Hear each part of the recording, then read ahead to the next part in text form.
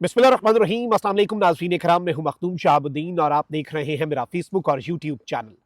उम्मीद करता हूं आप सब लोग बखैर वाफियत होंगे और जहां भी होंगे अपने अहले खाना समेत खुश भी होंगे और महफूज भी। इय्याक नअबुदु व इय्याक नस्तईन। ए अल्लाह, हम तेरी इबादत करते हैं और तुझसे ही मदद मांगते हैं। आज 1 अप्रैल 2025 मंगल का दिन और पाकिस्तान में ईद का दूसरा रोज। कुछ बड़ी आम तरीन डेवलपमेंट्स हैं जो आपके सामने रखनी है। इस वक्त एक जानिब तो एक ही चर्चा है और वो चर्चा है ओवरसीज पाकिस्तानीज, बिलखुसूस अमरीका से एक वफ्द की पाकिस्तान आमद और पाकिस्तान आकर DGISI के साथ अहम तरीन मुलाकात के हवाले से। इस सब के अंदर इमरान खान साहब और इस्टेब्लिशमेंट की जो एक महाजर आई और एक खुल्लम खुल्ला कन्फ्रंटेशन चल रही है, ये बात अब किसी से ढकी छुपी नहीं है और ये अब रोजे रोशन की तरह आया है ये कन्फ्रंटेशन। और इसमें जो बाकी पॉलिटिकल स्टेक होल्डर्स हैं, चाहे वो नवाज शरीफ हो या जरदारी हो, वो तो इररेलेवेंट होकर रह गए हैं और असल में जो स्टेक होल्डर्स इस वक्त बचे हैं वो इमरान खान है और पाकिस्तान की मिलिट्री एस्टैब्लिशमेंट है। इसमें कोई दूसरी राय नहीं है। और इस सब के अंदर अब कुछ बड़ी अहम तरीन डेवलपमेंट्स हैं जो आपके सामने रखनी है, कुछ इनसाइड डिटेल्स हैं। साथ ही साथ जो एक ड्रोन हमला खैबर पख्तूनख्वा में हुआ, अब वो मामला बिगड़ता जा रहा है और अब उस ड्रोन हमले के अंदर एक जानिब तो KP हुकूमत एक तरफ और PTI एक तरफ खड़ी थी, लेकिन अब पाकिस्तान तहरीक इंसाफ को इस सब के अंदर मुर्दे इल्जाम किस तरह से ठहराया जा रहा है, ये भी बहुत अनफॉर्चुनेट है। साथ ही साथ मौलाना तारिक जमील साहब पाकिस्तान के नहीं बल्कि आलम इस्लाम के बड़े मुबल्लिग जो है उनमें शुमार होते हैं और दुनिया में बहुत ज्यादा सुने जाते हैं। मौलाना तारिक जमील साहब का एक वायरल क्लिप है जिसने इस निज़ाम के ऊपर, इस सिस्टम के ऊपर बिजलियां गिरा दी हैं ईद के दूसरे दिन। ये बड़ी आम तरीन डेवलपमेंट्स हैं जो आपके सामने रखनी है। सबसे पहले नाज़रीन इकराम, आपको मैं ये बताऊं कि जो एक ड्रोन हमला हुआ कटलांग में और वहां पर जो कुछ भी हुआ, जिस तरह से भी चीजें ऑपरेट हुई और फिर खैबर पख्तूनख्वा हुकूमत के इंतहाई ताकतवर तर्जुमान बैरिस्टर सैफ, जिन्हें कोई टस से मस नहीं कर सकता, उन्होंने स्टेटमेंट भी दे दी कि जी बड़ा कामयाब ऑपरेशन हुआ है, बेहतरीन ऑपरेशन हुआ, दहशतगर्द निशाना बने। PTI के लीडरशिप जो है उसने इसकी मजम्मत की, स्टेटमेंट की और वो वहां पर पहुंचे और उन्होंने कहा कि एक भी दहशतगर्द नहीं मारा गया, सब आम लोग थे, रोजे से थे, चरवाहे थे। अब इस सब में जो पाकिस्तान के वजीर इत्तलात हैं उन्होंने, अब आप देखें कि ईद के दिनों में भी इस तरह के एलिगेशन जो हैं वो इस वक्त बरकरार हैं। अब कहते हैं कि जी कटलांग ऑपरेशन में 17 खारजी हलाक हुए, किसी आम शहरी को नुकसान नहीं पहुंचा और कोई ड्रोन हमला नहीं हुआ बल्कि सिक्योरिटी फोर्सेज ने कार्रवाई की। ऑपरेशन की जगह से करीबी आबादियां 6 से 9 किलोमीटर दूर थी, वहां कोई सिविलियन घर मौजूद नहीं था। मकामी जरगे में कुछ अफराद ने खारजियों को सहूलत फराहम करने का यकीन दिलाया था, जिसकी वीडियोज भी मौजूद हैं। खारजियों ने ईद पर मरदान में हमले का ऐलान किया था जो इस ऑपरेशन की वजह से नाकाम रहा। खैबर पख्तूनख्वा में हजारों हमला करने वालों की PTI हुकूमत ने कभी मजम्मत नहीं की, लेकिन जब खारजियों ने खुद पर ड्रोन हमले की गलत खबर फैलाई तो PTI ने पाक फौज के खिलाफ बयानिया अपनाया और उनकी दिलजोई के लिए पहुंच गई। झूठी खबरें फैलाने वाले खारजियों के सहूलतकार हैं। यानी पाकिस्तान का वजीर इत्तलात जो है वो अब ये कह रहा है कि पाकिस्तान तहरीक इंसाफ जो है वो फितनतुल खवारिज की सहूलतकार जमात है। मतलब आप इस तरह का एलिगेशन लगा रहे हैं।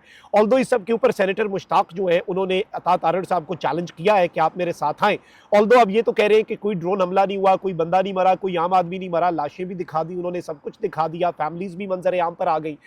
ये तो 26 नवंबर के हवाले से भी जो मौक़िफ़ है रियासत का वो आपको पता है कि कोई गोली नहीं चली, कोई हलाकत नहीं हुई, कुछ भी नहीं हुआ।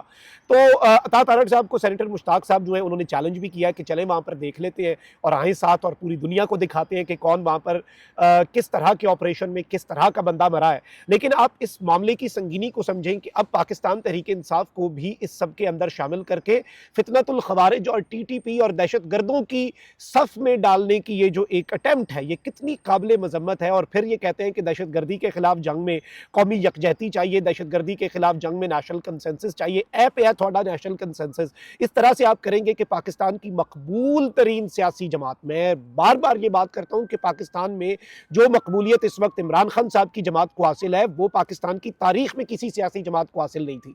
आप उसे दहशत गर्दों और खारजियों के सहूलतकार कहेंगे तो फिर क्या इस तरह से कौमी यकजहती बिल्डअप होगी? लेकिन इससे समझ लगती है कि इनकी अपनी नीयत का भी फुकदान है। आगे बढ़ते हैं नाज़रीन इकराम, दो और डेवलपमेंट्स हैं। आपको पता है कि ओवरसीज पाकिस्तानीज जो है अमेरिका से बड़े इन्फ्लुएंशियल पाकिस्तानी, तो ऑब्वियसली आप देखें ना कि कितने इन्फ्लुएंशियल होंगे कि उनके 4-5 बंदों की पाकिस्तान आमद और DGISI से मुलाकात, उसने पूरा एक सिस्टम जो है ना उसे हिला के रख दिया हुआ है। अब ऑल्दो इस सब के अंदर एक बड़ी दिलचस्प डेवलपमेंट सामने आ रही है। कुछ दिन पहले इमरान खान साहब जो हैं, बल्कि 2-1 हफ्ते पहले इमरान खान साहब के अहकामात पर बैरिस्टर गौहर ने एक नोटिफिकेशन जारी किया था और जो फॉरेन अफेयर्स की कमेटी थी जिसमें जिसमें सज्जाद बरकी और आतिफ खान भी थे जो कि अमेरिका से आए, उस कमेटी को डिसॉल्व कर दिया था इमरान खान साहब ने। तो अब बहुत से लोग जो है वो कड़ियों से कड़ियां मिला रहे हैं और बहुत से लोग ये कह रहे हैं कि जी जो ओवरसीज पाकिस्तानीज आए हैं वहां से और उन्होंने अब डिटेल्स बता दी हैं कि जी हमें वहां पर बुलाया गया, ये कोई मुज़ाकरात नहीं थी, ये एक एंगेजमेंट थी, बातचीत जो है वो होनी चाहिए। और जो लोग मुलाकात करके गए हैं वो ये कहते हैं कि जी 4-5-6 हफ्ते के अंदर चीज़ें ठीक भी हो जाएंगी, ऑल्दो इम्कानात कम है वैसे, लेकिन मैं ये समझता हूँ चले ठीक है, उनकी नीयत पे शक नहीं होना चाहिए। वो लोग कौन सा अपने ज़ाती मफादात के लिए इधर आए, इमरान खान साहब के लिए आए, लेकिन अब इसमें उनकी जो गुफ्तगू है उसकी डिटेल्स भी मंजर आम पर आ रही हैं और गुफ्तगू के हवाले से भी चीज़ें सामने आ रही हैं कि जी फौजी एस्टैब्लिशमेंट जो है उसने ये बात कही कि जी कोई गोली नहीं चली इस्लामाबाद के अंदर, ये सिर्फ एक बयानिया है। फिर इवन इमरान खान साहब की हुकूमत के हवाले से उन्होंने कहा कि उन्हें भी तो हम लाए थे, अभी वाली हुकूमत को अगर हम लाए हैं, और बड़ी खुली डुली बातें जो हैं वो इनके साथ हुई। और ओवरसीज पाकिस्तानीज को ऑब्वियसली जारी बात है कि इंटरनेशनल प्रेशर बहुत ज़्यादा बढ़ता जा रहा है अमेरिका के अंदर, और इससे एक चीज़ भी समझ लगती है कि परेशानी तो है, एस्टैब्लिशमेंट के एंड पे भी परेशानी है, इसीलिए कन्विंस करने का अमल जो है वो शुरू किया गया है। आप बंदों को बुलाते और उनके साथ एंगेज करते और एक बंदा जिसका नाम ईसीएल में हो और जो नाकिद हो, चीफ पर भी तनकीद करता हो, उसका नाम भी फौरी फौरी निकलवा के उसे आके मेहमान बना के उसके साथ मुलाकातें करके और एक 2 स्टार जो है वो आके उन्हें 4-5 घंटे ब्रीफिंग दे और फिर एक 3 स्टार जो है जनरल उसके साथ 2-2.5 घंटे की मीटिंग हो, तो ये चीज़ें इंपॉर्टेंट भी हैं। इनसे ये भी समझ लगती है कि मिलिट्री एस्टैब्लिशमेंट परेशान भी है, उसे फिक्र भी है कि जी अमेरिका के अंदर जो कुछ हो रहा है और वो सारे के सारे मामलात जो है वो किस तरह से आगे बढ़ रहे हैं। लेकिन इस सारी सूरत हाल में जो अब डेवलपमेंट्स हो रही हैं वो एक बहुत ही डिफरेंट डगर पे चल रही हैं।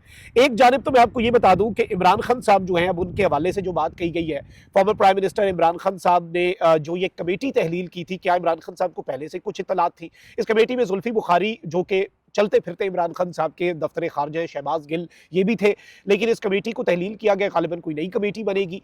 लेकिन यहाँ पर अहम तरीन नुकता यह है कि इस वक्त डिवाइड जो है वो क्रिएट करने की जो कोशिश थी वो गालिबन कामयाब होती हुई हमें नजर आ रही है, और जो अमेरिका के अंदर इन्फ्लुएंशियल ओवरसीज कम्युनिटी है उसके अंदर डिवाइड है। लेकिन मैं ये समझता हूं कि इस वक्त पे भी डिवाइड जो है उसकी जरूरत नहीं है, और सब अपनी अपनी दानिस्त में, अगर इमरान खान साहब की बेहतरी के लिए उनकी नीयत ठीक है, वो अपना काम कर रहे हैं, तो सब अपने अपने हिस्से की क्षमा जलाएं। So let's just wait and watch. लेकिन जो चीज़ ग्राउंड रियलिटीज़ अगर हम देखें, खान साहब से ईद पर मुलाकात नहीं करवाने दी गई, वरना इस वक्त की भी इमरान खान साहब से मुलाकात करवा देते और मौके पे ही चीज़ें ठीक हो जाती, मामलात की समझ लग जाती।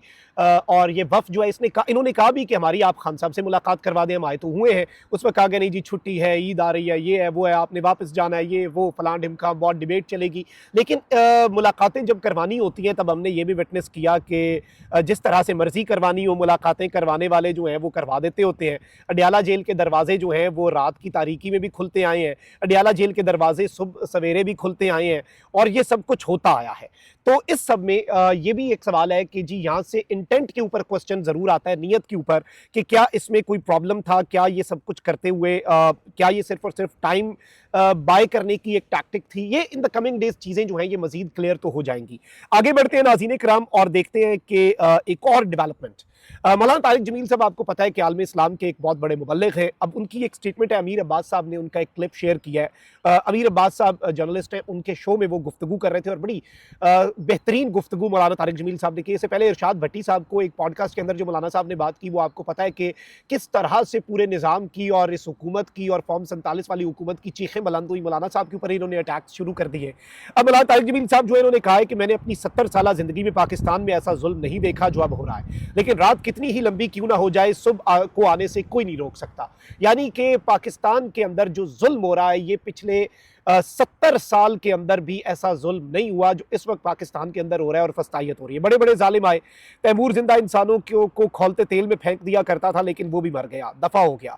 फिरौन ने मूसा का रास्ता रोकने के लिए कितने बच्चे ज़िबा किए, लेकिन मूसा उसकी गोद में परवान चढ़ा। वलीद बिन अब्दुल मलिक 10 सिपारे हर रात तहज्जुद में पढ़ता था, लेकिन उसके जुल्म की वजह से उसका चेहरा कब्र में काला हो गया। अब्दुल मलिक बिन मरवान और हज्जाज बिन यूसुफ को जालिम होने की वजह से कैसा दर्दनाक अज़ाब मिला। मौलाना तारिक जमील साहब ने पाकिस्तान में जारी जो जुल्म है उसके निज़ाम पर जो गुफ्तगू की है, और जालिम के लिए एक आई ओपनर है, और जो मजलूम है उसके लिए एक उम्मीद की किरण दिखाई है मिसालों से तारीख की, कि जी जुल्म जितना भी बढ़ जाए ना उसने मिटना ही होता है, और सुबह जो है वो आती है, रात जितनी भी तारीख क्यों ना हो जाए। अपना बहुत ख्याल रखिए। अल्लाह निगहबान। पाकिस्तान जिंदाबाद।